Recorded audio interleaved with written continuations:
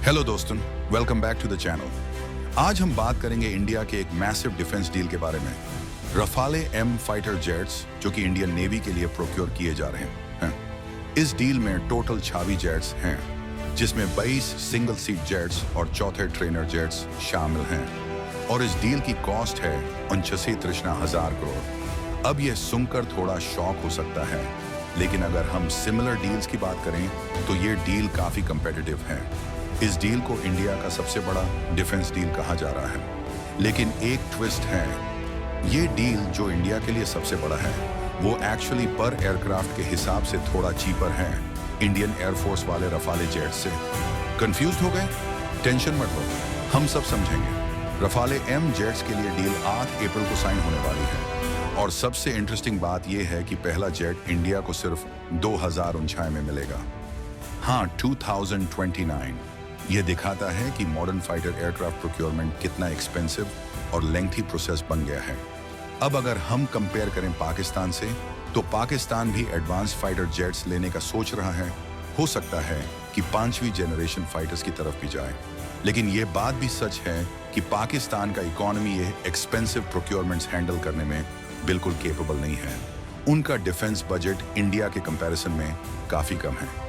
पाकिस्तान ने जो भी डिफेंस रिक्वायरमेंट्स अब तक मीट किए हैं, वो पुरानी टेक्नोलॉजी पर ज्यादा फोकस करते हैं, और उनका इकोनॉमी सिंपली पुट इतना स्ट्रांग नहीं है जितना इंडिया का है। रियलिटी ये है कि पाकिस्तान का डिफेंस बजट इंडिया से काफी छोटा है, और वो 5वीं जनरेशन फाइटर्स एक्वायर करना चाहता है, लेकिन उनका इकोनॉमी उसके लिए सस्टेन नहीं कर सकता। पाकिस्तान का टोटल डेट अराउंड $50 बिलियन है, जबकि इंडिया का डेट 83 बिलियन रुपए का है। ये नंबर्स थोड़े कंफ्यूजिंग हो सकते हैं, लेकिन जब हम इन्हें जीडीपी के पर्सपेक्टिव से देखें तो सिचुएशन समझना आसान हो जाता है। पाकिस्तान का डेट उनके जीडीपी का 50% है, जबकि इंडिया का डेट सिर्फ 9-7% के आसपास है। मतलब इंडिया को अपने डेट को मैनेज करने में कोई प्रॉब्लम नहीं है, लेकिन पाकिस्तान को अपने इकोनॉमी पर काफी प्रेशर फील हो रहा है।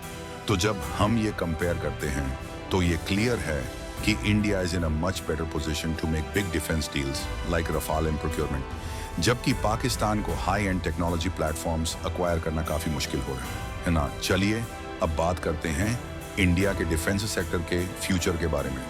हाँ, डिलेज होते हैं, जैसे तेजास के केस में। अभी भी ये प्रोजेक्ट कंप्लीट नहीं हो पाया है, लेकिन हर डिले एक स्ट्रॉन्ग टेक्नोलॉजिकल फाउंडेशन बना रहा है, जो फ्यूचर में इंडिया को ज्यादा सेल्फ रिलायंट बनाएगा। ये डिलेज इंडिया को इंपोर्टेड डिफेंस इक्विपमेंट पर कम डिपेंडेंस देने में मदद कर रहे हैं। जहां पाकिस्तान ने काफी जल्दी फाइटर जेट्स एक्वायर किए हैं, जैसे JF-17, वहीं इंडिया ने लॉन्ग टर्म सॉल्यूशंस पर फोकस किया है। ये बात जरूरी है कि हम ग्लोबल मिलिट्री ट्रेंड्स को देखें और उनके बेसिस पे अपने डिसीजंस लें। अगर हम इंडिया और चाइना को कंपेयर करें तो चाइना थोड़ा आगे है, स्पेशली मैन्युफैक्चरिंग और इकोनॉमिक सपोर्ट के लेवल पर, लेकिन पाकिस्तान के कंपैरिजन में इंडिया काफी सुपीरियर है, और ये गैप दिन ब दिन बढ़ रहा है। अगर हम आगे का सोचने तो इंडियन एयरफोर्स भी नए फाइटर जेट्स की टेंडर इशू करने की सोच रहा है। अब ये थोड़ा ट्रिकी हो सकता है। रफाले एक अमेजिंग एयरक्राफ्ट है, लेकिन इंडिया के डिफेंस नीड्स इवॉल्व हो रहे हैं। तेजस MK2 एक प्रॉमिसिंग ऑप्शन है, लेकिन ये एयरफोर्स के वेट क्लास के रिक्वायरमेंट्स को पूरा नहीं करता। तो रफाले जैसा जेट अभी भी जरूरी है। अगर हम ग्लोबल ऑप्शंस देखें तो F-35 लाइटनिंग ड्यू एक नेटवर्क्ड फाइटर है जो काफी एडवांस्ड हैं, लेकिन उसके लिए अमेरिका के हार्डवेयर की जरूरत होगी। यूएस के साथ यूजर एग्रीमेंट्स और मेंटेनेंस कॉस्ट भी हाई हैं। फिर रशिया का Su-77 है, जो थोड़ा बेटर है कुछ एस्पेक्ट्स में, लेकिन उसके पास रिक्वायर्ड इंजन्स और मास प्रोडक्शन कैपेबिलिटीज अभी नहीं है। तो इंडिया को फ्यूचर प्रोक्योरमेंट डिसीजन केयरफुली लेना होगा। रफाले एक मेजर रोल प्ले कर सकता है, लेकिन इंडिजिनस मैन्युफैक्चरिंग और कॉस्ट मैनेजमेंट भी क्रूशियल हो सकता है। तो ये था हमारा एनालिसिस रफाले एम डील पर।